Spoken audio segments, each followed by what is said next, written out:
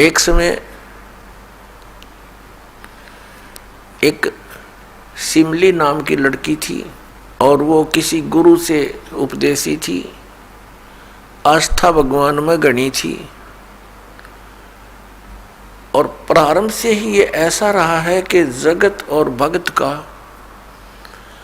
आपस में मतभेद बना रहा, और जिस कारण से भक्तों को बहुत कठिन यातनाएं सहन करनी पड़ी। संसार की रीतियां, सांसारिक जो परंपराएं हैं, वो यहाँ इस काल के जाल में रहने के लिए व्यवस्थित है, एक व्यवस्था है। और जो लोग परमात्मा से परिचित नहीं है वो इसी में, इन्हीं में व्यवस्थित है। उस लड़की की बहुत आस्था थी। नगर के बाहर एक साधु का आश्रम था। वो लड़की उस महात्मा को आहार करा के आती थी, उनकी सेवा भी करती थी और शाम के समय अपने घर आ जाती थी। कुल के लोगों ने, परिजनों ने बहुत कुछ प्रतिबंध लगाए, लेकिन लड़की नहीं मानी। उस सिमली का एक भाई था, मंसूर नाम था उसका। उसको अन्य व्यक्तियों ने कहा कि आपकी बहन शाम के समय और गैर टाइम को वक्त जाती है संत के आश्रम में। देख ले भाई, इज्जत का सवाल है। और पूरे नगर में चर्चा चलती है अपनी बहन को बनाकर। अब मंसूर ने सोचा भी पहले ये देख तो लूं, वास्तव में वहां उस आश्रम में ऐसा क्या है। इस दृष्टिकोण से जब उसकी बहन शाम के समय प्रतिदिन जाती थी साधु का भोजन लेकर, जिस दिन घरवाले भोजन नहीं देते थे तो वैसे जाती थी, उनकी सेवा कराती थी, कोई कपड़े धोआती थी, कुछ देर उनकी चरण दबा देती थी। अब मंसूर ने, भाई ने सोचा कि सीधा संत से बोलना अच्छा नहीं होता। साधु संत बड़े सहनशील होते हैं और सिद्धि युक्त होते हैं। अपराध के विषय में कुछ उठपटांग कहना हानिकारक हो सकता है। उसने क्या किया कि आश्रम के बाहर खड़ा हो गया और जैसी भी कच्ची पक्की कोई द्वार थी उसके अंदर कोई सुराख था। उस सुराख से वो देखने लगा। छोटा सा आश्रम था, को 100 गज का होगा, गणित 150 गज का, और उसमें एक झोंपड़ी डली हुई थी। संत जी बाहर बैठे थे, गर्मियों के दिन थे, चंद्रमा की रोशनी थी। तो उसने देखा कि लड़की ने जाके भोजन कराया महात्मा को, फिर बर्तन साफ किए, 1-2 कपड़ा धोआ, फिर महाराज जी के चरणों को दबाने लगी, सेवा करने लगी। तो क्या हुआ कि ऐसे उस महात्मा ने हाथ किया, आकाश से एक अमृत का प्याला आया। संत ने पिया, आधा उस बेटी को दिया।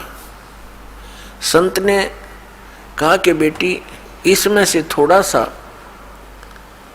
एक नालायक व्यक्ति खड़ा है, उसके भी मार देख छींट, इस सुराख के अंदर से जा और उसके भी लगा दे, थोड़ी सी कल्याण हो जा। एक नालायक व्यक्ति खड़ा है। अब उसने जाकर के, लड़की ने आदेश पालन करना था, उस सुराख में ऐसे कर दिया। उसने देखा कौन है, कैसे है, तो उसके भी जीभ पर वो थोड़ा सा अमृत की छींट लगी। एकदम उसके हृदय में एक विशेष प्रेरणा हुई कि मैं बहुत पापी हूं, मैं नीच हूं, और ऐसे पाक साफ महापुरुष के विषय में मेरे मन में दोष आया। रोता हुआ आश्रम के अंदर प्रवेश हुआ और कहा, महाराज मुझ पापी का भी उद्धार हो सकता है। मैंने आपके बारे में बहुत गलत सोचा। उस संत ने कहा, बेटा जब तक बोध नहीं होता, ज्ञान नहीं होता, तब तक प्राणी के ऐसे अपराध अक्षमा करने योग्य होते हैं। और बेटा कोई जानबूझ कर करोगे, दीक्षा उपदेश लेने के बाद आपके मन में ऐसा संत के गुरु के प्रति दोष आता है तो फिर आप पाप के भारी बन जाओगे। काफी देर सत्संग सुनाया। प्रतिदिन वो भक्त अपनी बहन के साथ दिल्ली आने लग गया। खूब सत्संग सुना, दोनों बहन भाई मिलकर सेवा करते थे। फिर क्या हुआ कि उसके हृदय में एक ऐसी प्रेरणा हुई, अनल हक। उस संत ने उसको एक मंत्र दे दिया, अनल हक, कि इसका जाप किया कर। अपने आत्माओं पिछले पुण्यकर्मी प्राणी ही परमात्मा की खोज में लगते हैं।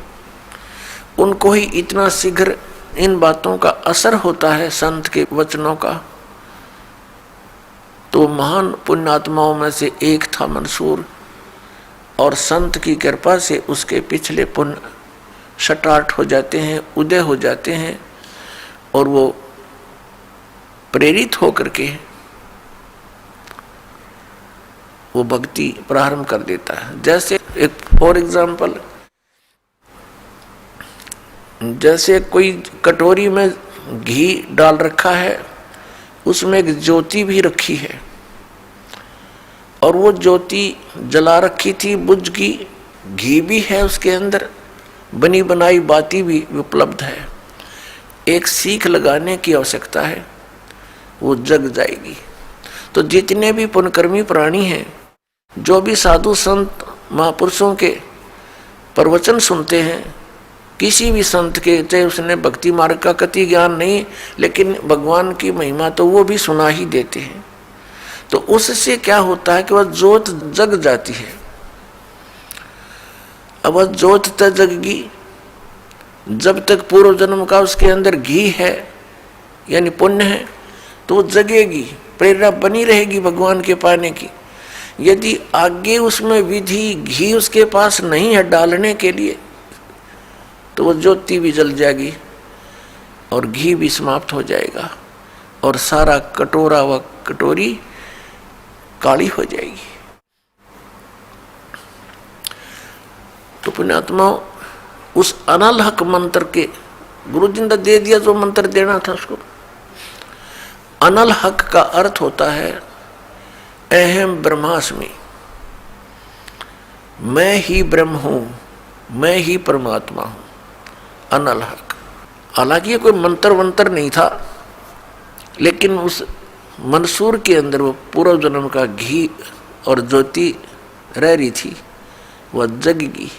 अब उस मंत्र से भविष्य में तो कोई लाभ उसको होना नहीं था, क्योंकि वो चार्जर ठीक नहीं था। पूर्व जन्म की बैटरी से उसमें इतना प्रभाव था, इतने पुण्यों से, कि उसने अनल हक कहना शुरू कर दिया कि मैं ही परमात्मा हूँ। अब भोली आत्माओं पुण्यात्माओं को जैसा भी गुरु ज्ञान देता है, वो तो दृढ़ होते हैं। गुरु जी ने 2 दूना 6 कह दिया तो वो 6 ही बोलते रहेंगे। घर वाला कहेगा, कोई उसको बताना चाहेगा, वो नहीं मानेगा, कहता नहीं मेरे गुरु जी ने ऐसे ही बोला। तो अबोध बच्चे ऐसे ही होते हैं।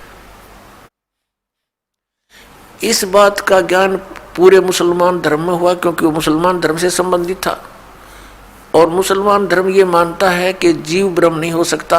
वैसे तो जीव ब्रह्म हो ही नहीं सकता, ये तो अंडरस्टूड है। जीव तो ब्रह्म है ही नहीं, ब्रह्म अलग है, जीव अलग है। ब्रह्म मीन भगवान, जो जीव का भी उत्पत्ति करता है। लेकिन मुसलमान धर्म ये मानते हैं कि पृथ्वी पर परमात्मा नहीं आ सकता। वह तो 7वें आसमान में रहता है, 7वें स्वर्ग में।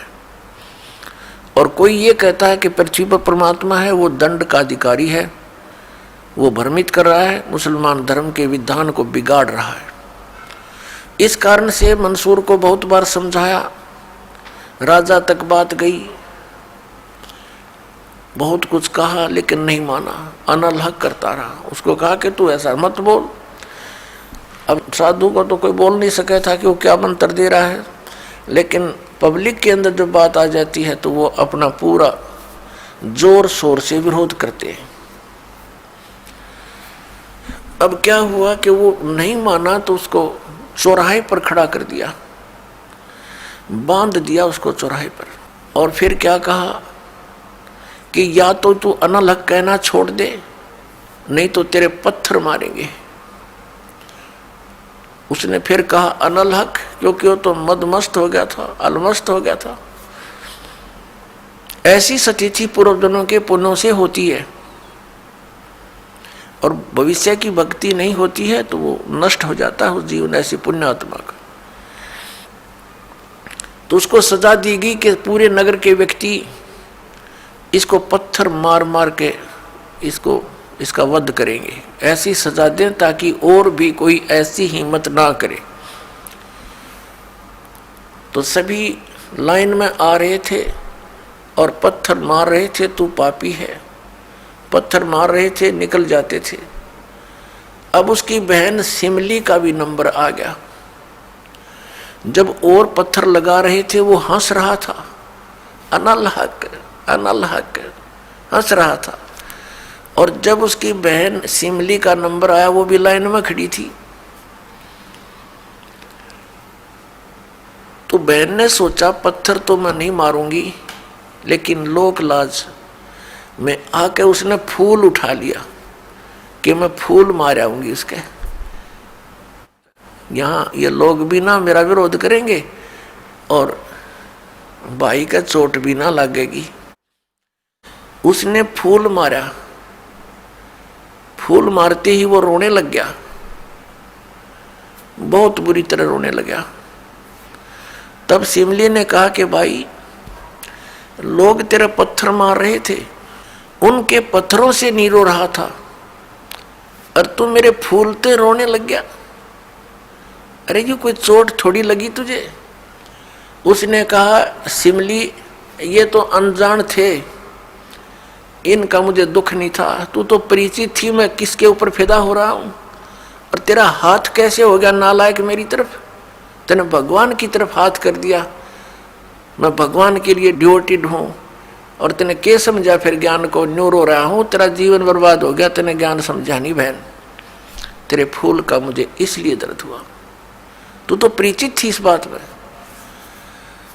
उसके बाद नहीं मरा वो पत्थरों से, कहने लगे या तो कहना छोड़ दे अनलहक, नहीं तेरा हाथ काटेंगे। उसने कहा अनलहक, हाथ काट दिया। फिर कहा दूसरा हाथ काटेंगे या बंद कर दे, अनलहक। तेरी गर्दन काटेंगे, बंद कर दे, अनलहक, काट दिया। अब उसको गाड़ा नहीं, मुसलमान धर्म में नीचे दफनाते हैं जमीन में, उसको सवा कर दिया काफिर समझकर कि काफिर जलाए जाते हैं, उनकी सोच है। और उस राख को जल में फेंक दिया कि इसका नामो निशान मिट जा, दरिया में। कहते हैं वो राख भी, ऐस भी, वो बबूत भी अनलहक अनलहक अनलहक करती जा रही है। और 1000 मंसूर बनकर गलियों में घूम रहे हैं।